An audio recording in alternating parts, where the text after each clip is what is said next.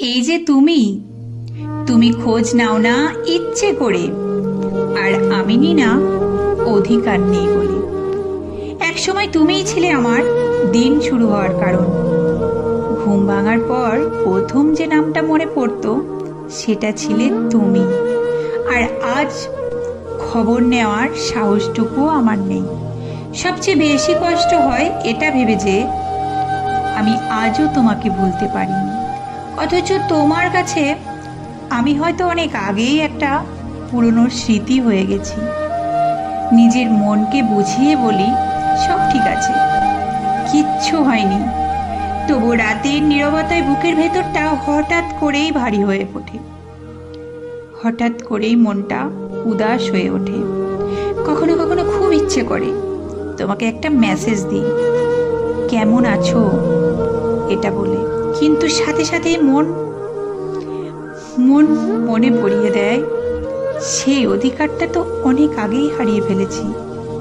তাই না বলা হাজারটা কথা বুকের ভেতর জমে থাকে, আর আমি নীরবে সেগুলো নিয়েই বেঁচে থাকি। জানো, সবচেয়ে ভয় পাই একটা কথায়, যদি কোনোদিন সত্যিই জানতে পারি তুমি আমাকে পুরোপুরি ভুলে গেছো। কারণ তুমি ভুলে গেলে হয়তো তোমার কিচ্ছু যায় আসবে না, কিন্তু আমার ভেতরটির একটা পৃথিবী ভেঙে পড়বে। তবুও কোনো অভিযোগ নেই তোমার কাছে। দূর থেকেই তোমার ভালো থাকার জন্য ভগবানের কাছে প্রার্থনা করি।